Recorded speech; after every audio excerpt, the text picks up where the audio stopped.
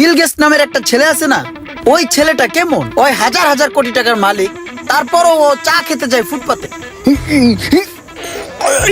বিরাট পড়ে গেছে, বিরাট উড়া দে মাথা দে। ওরে বাবা রে, পাপ বাইরে ওজন আছে রে।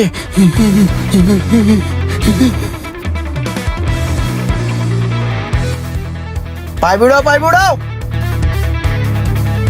জোরে ধাক্কা দাও। হইছে ও বাপ, এই জায়গা পিছ দিকে ও। আমি এই জায়গার সাধারণ একটা কর্মী হলেও আমার কাজগুলো সব অসাধারণ। সমস্ত কাজগুলো আমারই দেখতে হয়।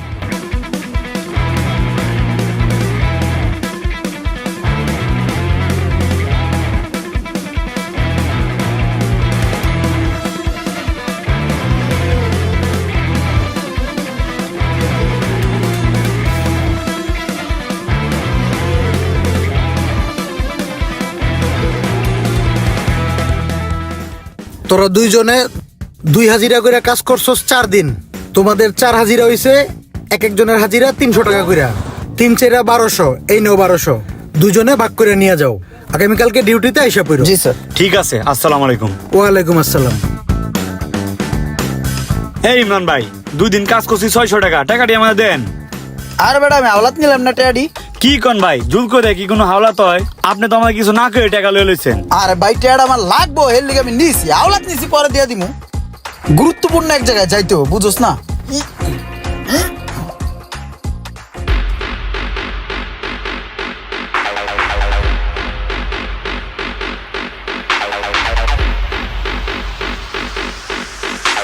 আমার সকল ফ্রেন্ড সার্কেল আইসা আমার জন্য ওয়েট করতেছে। আরে এটা কি? কিরে তুই কই যাস? কে তোর লগে যাই? আমার লগে যাস মানে? তোর এই থোবরা দেখলে, তোর এই চেহারা দেখলে বেটা আমারও তো ঢুকতে দিব না, আমারও বের করে দিব। সর তুই। আইছে আমার থেকে 300 টাকা হাওলাত নেই, হ্যাঁ জমিতে হাজ্য বইছে। তোর কাছে কোন 300 টাকা আওলাদ নিছি দেখে কি তোরা কোলে করে ঘুরমু? যা যায় রান্না করে চিপা চাপায় যায় বয়ে থাক, যা সর। ধর বেটা, এটা কোনো কথা কইলি? My friend circle waiting for me. Hey hello Roman ভাই, কি অবস্থা? এই তো, কি অবস্থা? ভালো আছো? আরে মামুন ভাই যে, কি অবস্থা? হ্যাঁ, ভালো আছো? আরে শোক ভাই, কি অবস্থা? হ্যাঁ ইমরান, ভালো আছো? তোমার জন্য ওয়েট করতেছিলাম, বসো। হ্যাঁ শিওর। নাও চিকেন না। হ্যাঁ থ্যাঙ্কস। আরে ভাই কি যে বলবো, বাংলাদেশের রাস্তাঘাটে যে পরিমাণে জ্যাম, কোনো দিকে মুভ করা তো মুশকিল হয়ে যাচ্ছে। আমি দুবাইতে ছিলাম কিছুদিন আগে। দুবাইয়ের যে রাস্তাঘাট মানে মন জুড়ে যায়, জ্যাম জট বলতে কিচ্ছু নাই, সব ট্রাফিকে কন্ট্রোল করে, খুব ভালো লাগে। বাংলাদেশ এই যে আস্তে আস্তে লেট হয়ে গেল। Sorry for late everyone, let's party. তো যাই হোক মামুন ভাই, আসলে হয়েছে কি, আমি আসলে একটা BMW আনাতে চাচ্ছি। হ্যাঁ, কিভাবে যে আনাই বুঝতেছি না আসলে। রোমান ভাই, আপনি বাহির থেকে কার আনবেন সেটা না আমাকে বলবেন। জাপানে আমার ফ্রেন্ড থাকে লালচান, ও কার এক্সপোর্ট ইম্পোর্টের ব্যবসা করে, বুঝতে পারছেন? বিডিতে যত দামি দামি কার ইনপুট হয় সেগুলো সব আমার ফ্রেন্ডের হাত ধরেই আসে। আমি অলরেডি 2টা গাড়ির অর্ডার করছি, একটা ল্যাম্বরগিনি আর একটা ফেরারি। ঠিক আছে ভাই, আপনার যদি স্পেশালি কোনো কার চুজ থাকে সেটা আমাকে হোয়াটসঅ্যাপ করে দিবেন, আমি ওকে বলে দিব, ও পাঠিয়ে দিবে। টাকা পয়সা নিয়ে পেরা নেই। ঠিক আছে, তাহলে তো ভালোই হয়, যেহেতু আপনার ফ্রেন্ড আমেরিকাতে আছে, তাহলে আমাকে একটা ব্যবস্থা করে দেন না? ওরে আল্লাহ রে, ও এগুলা কি কইতাছে? সব দিয়ে যাইতেছে আমার মাথা উপরে দিয়া। সোহাগ, এই মাসেই কিন্তু আমার ওই যে নতুন ফ্যাক্টরি উদ্বোধন করতে 5 কোটি টাকা লাগবে।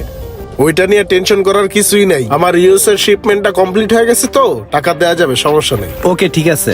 আচ্ছা, একটা বিষয় কি আপনারা লক্ষ্য করছেন?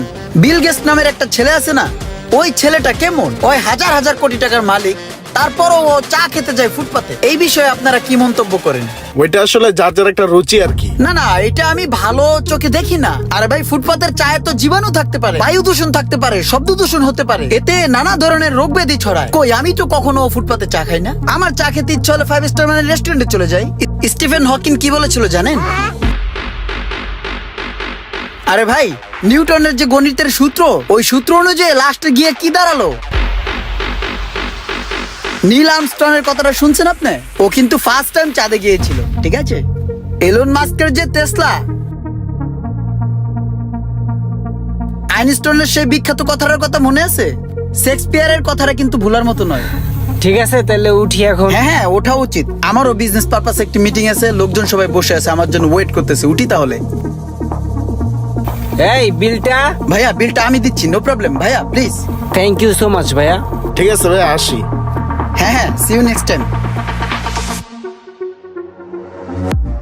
ওই বেটা ইমরান কিরে কি করলি এগুলা নিজের কাছে বিল এলি এমন টাকা দিবি করতে নেই।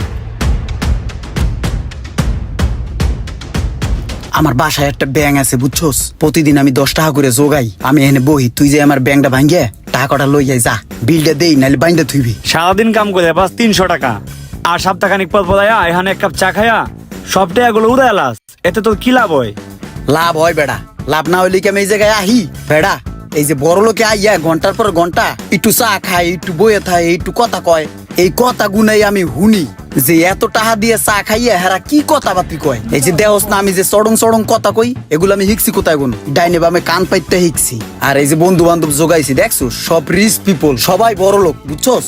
একটা কথাই আছে না, জাতে টানে গোতেরে কুত্তায় টানে ফ্যান, এমন কুত্তায় একদিন টাইন না আমারে ফ্যান পর্যন্ত লইয়ে যাবি, তারপর আমার বড় লোক বানায় লেবি দেখিস তুই। আরে বেটা তোর যে কোন কুত্তায় টানবো এটা আমি বুঝছি। নিচে এক কাপ চা পাওয়া যায় 5 টাকা, ওইটা না খায়া তুই এই না কাছে এক কাপ 300 টাকা দিয়া, তবে যে কই নিবো এটা আমার বুঝা শেষ। আরে বেড়া তোর পরিস্থিতি যত বড় খয়রাইতে হোক সমস্যা নাই, কিন্তু চিন্তা ভাবনা কখনো খয়রাইতে রাহা যাবে না, চিন্তা ভাবনা কখনো গরিব রাহা যাবে না বুঝছো। আর যদি চিন্তা ভাবনা উপর লেভেলের করতে পারো তাহলে তুই নিজেই একদিন উপরে উঠে যাবে গা বুঝছো। হ্যাঁ ঠিক আছে বুঝছি।